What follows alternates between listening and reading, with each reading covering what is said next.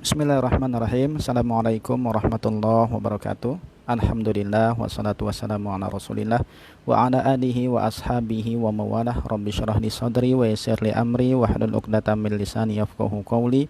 Allahumma hdini wahdi bi waj'alni sababan liman ihtada. Allahumma inna na'udzubika min an nusyrika bika syai'an na'lamuhu wa nastaghfiruka lima la na'lamuh.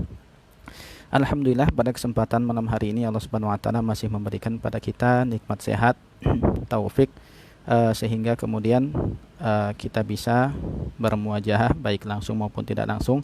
Insyaallah pada malam hari ini kita akan membahas, ini pertemuan perdana, kita akan membahas tentang fikih yang diambil dari kitab Fikih Sunnah Said Sabiq, yang mana Said Sabiq ini fikih muqarin, tentunya perbandingan dari mazhab-mazhab yang ada, kemudian beliau pilihkan yang menurut beliau lebih kuat pendapatnya dan kemudian tentunya disertai dengan dalil. Kemudian malam hari ini pembahasan pertama itu tentang toharoh, tentang bersuci. Sebelum seseorang melakukan sholat, dan sholat ini adalah kewajiban yang utama yang pertama bagi seorang muslim. Di antara syarat sah sholat adalah toharoh, yaitu bersuci. Oleh karena itu hendaknya kita memperhatikan tentang hal-hal apa saja yang kemudian bisa digunakan untuk bersuci.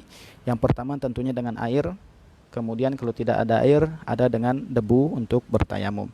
Kemudian pembahasan dari fikih sunnah Said Sabiq, al-qismul awal minal miyah al-ma'ul mutlaq, bahwa jenis yang pertama dari air yaitu adalah al-ma'ul mutlaq, air mutlak.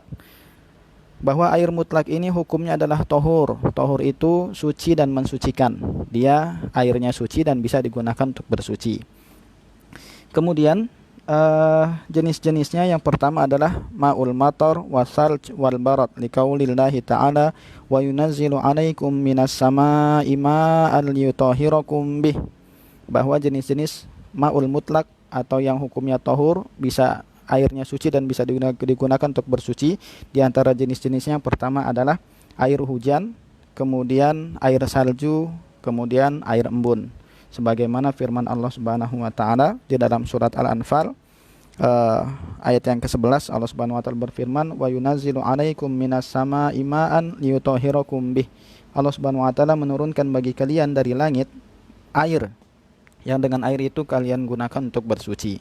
Jadi air kalau misalnya tidak ada tambahan-tambahan, misalnya air kopi, air teh gitu. Kalau misalnya tidak ada tambahan-tambahan, maka kata air ini adalah air yang suci, yang tidak tercampur dengan apapun.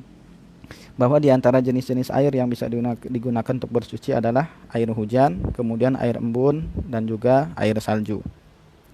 Kemudian di dalam ayat yang lain Allah Subhanahu wa taala mengatakan wa anzalna minas samaa'i ma'an tahura, dan kami telah turunkan dari langit air yang tahur, yang suci dan bisa digunakan untuk bersuci. Kemudian di dalam hadis dari Abu Hurairah radhiyallahu anhu bahwa Rasulullah SAW ketika sholat kemudian bertakbir, Rasulullah SAW berhenti sejenak. Kemudian Abu Hurairah bertanya kepada Rasulullah SAW. Jadi Rasulullah SAW setelah takbir Allahu Akbar, sebelum membaca Al-Fatihah, Rasulullah SAW berhenti sejenak. Kemudian Abu Hurairah bertanya kepada Rasulullah SAW, ya Rasulullah SAW, apa yang kau baca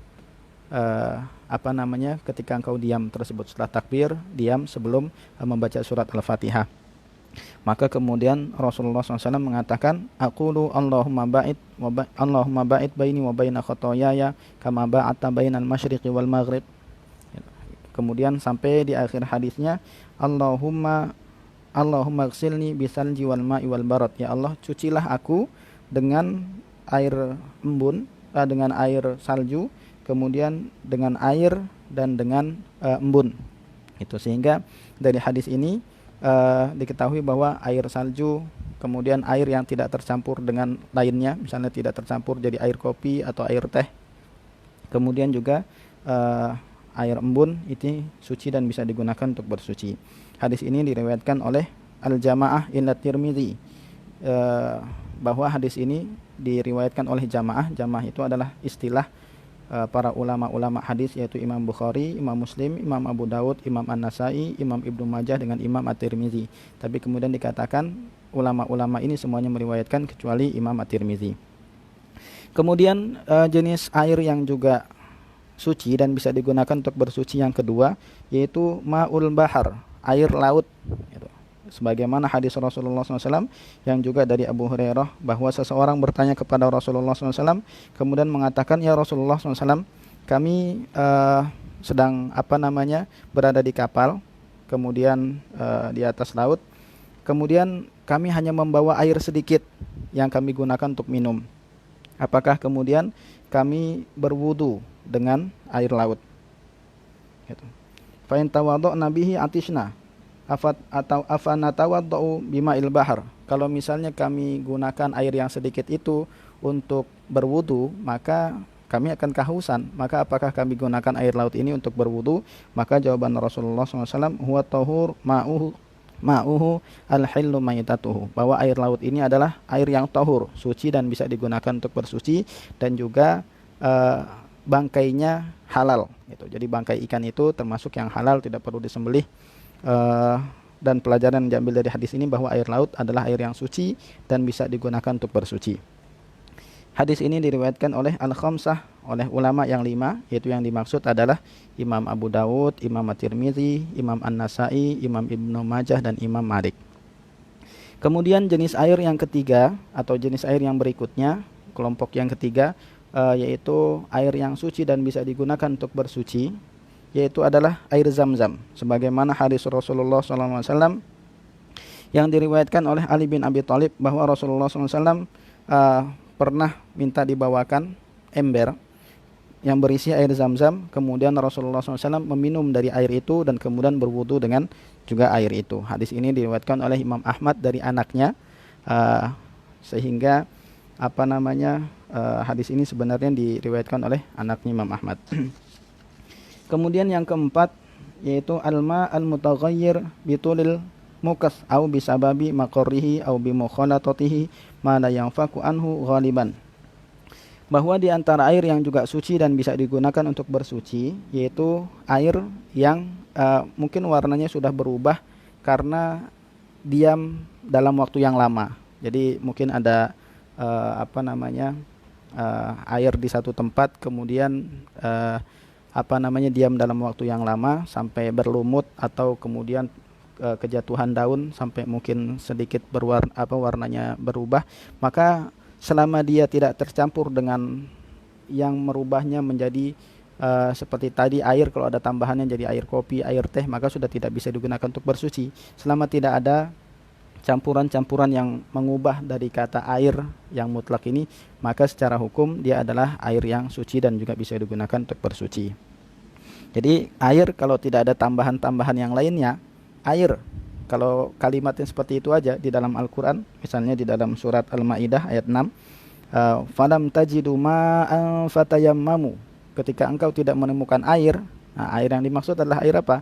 Air yang dimaksud adalah air mutlak, yaitu air yang suci dan bisa digunakan untuk bersuci. Kalau tidak menemukan air yang suci, yang juga bisa digunakan untuk bersuci, maka hendaklah kalian bertayamum, seperti itu.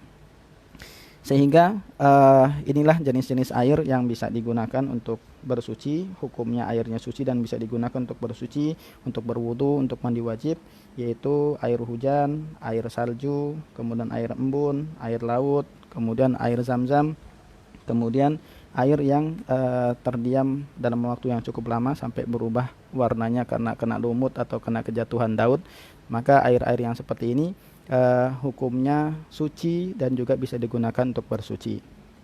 Pembahasan berikutnya yaitu air mustakmal. Insyaallah dalam pembahasan atau pertemuan-pertemuan kedepannya kita akan sedikit membahas satu persatu, pendek-pendek tapi semoga bisa bermanfaat dalam kehidupan kita, dalam khususnya fikih, hukum, muamalah dan juga ibadah, bagaimana kita berinteraksi kepada Allah dan juga kepada sesama kita, agar kemudian bisa bermanfaat dalam kehidupan kita. Mungkin ini yang bisa saya sampaikan, kurang lebihnya mohon maaf. Aku lumantas maun. Wassalamualaikum warahmatullahi wabarakatuh.